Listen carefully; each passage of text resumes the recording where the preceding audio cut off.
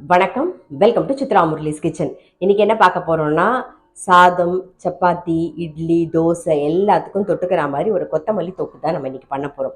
So அதுக்கு first வந்து பேன்ல எண்ணெய் விட்டுருக்கேன், நல்லெண்ணெய் விட்டுருக்கேன். அது நல்லா காஞ்சிருத்து. நம்ம வறுத்துக்க வேண்டியதெல்லாம் என்னென்னு பார்த்துடலாம்.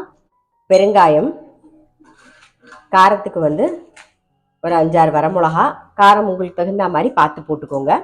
அதுக்கப்புறம் உளுத்தம் பருப்பு நல்ல ஒரு டேபிள் ஸ்பூன், கடலைப்பருப்பு ஒரு டீஸ்பூன். ஃபஸ்ட் இதை வறுத்துப்போம்.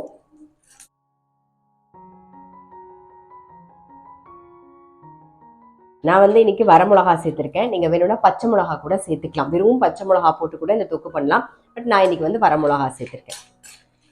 உளுத்தம்பருப்பு கடலைப்பருப்புலாம் லைட்டாக வறுபட ஆரம்பிச்சிருது. இப்போ வந்து சீரகம் 1/2 டீஸ்பூன், அப்புறம் வெந்தயம் ஒரு 1/4 டீஸ்பூன், புளி வந்து நல்ல ஒரு சின்ன நெல்லிக்காய் சைஸில் புளி பிச்சு போட்டுக்கோங்க. இந்த எண்ணெயிலே பொரியணும். இதெல்லாம் அப்படியே வறுத்துக்கலாம். இப்போ நல்லா வறுபட்டுருது. இப்போ ஒரு பிளேட்டில் மாற்றிடுவோம் நம்ம. இப்போ நல்ல பெரிய கட்டு கொத்தமல்லி ஒரு கட்டு எடுத்திருக்கேன். அதை நம்ம வதக்கிக்க போகிறோம். அலம்பி ரெடி பண்ணி வச்சாச்சு. இப்போ எண்ணெய் விட்டுருக்கேன் பேனில். லைட்டாக வதக்கி எடுத்துக்கலாம்.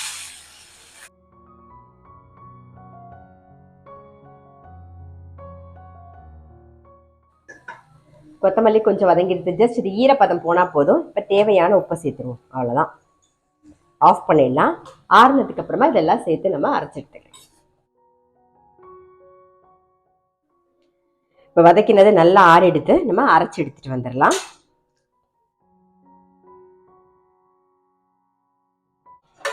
வரமிளகா எல்லாம் அரைச்சாச்சு. இப்போ கொத்தமல்லி சேர்த்துக்கலாம்.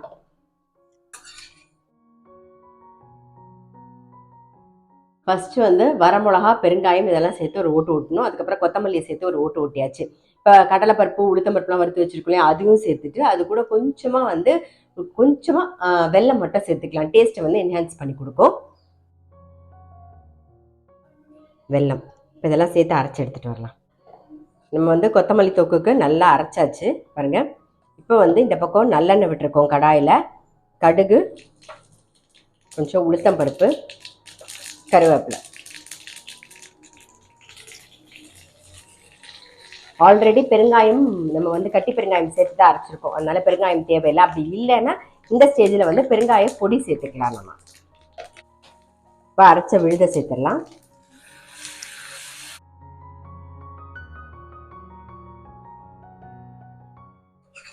நம்மளுடைய கொத்தமல்லி தொக்கு ரெடி. இதை பாருங்கள், இந்த மாதிரி நல்லா வதங்கி எண்ணெய் பிரிஞ்சு வரணும். அவ்வளோதான். இதை ஆஃப் பண்ணிவிடுவோம். இது வந்து நல்ல சுட சாதத்தில் நல்லெண்ணெய் விட்டு பிசைஞ்சு சாப்பிட்டிங்கன்னா ரொம்ப ரொம்ப டேஸ்ட்டாக இருக்கும்.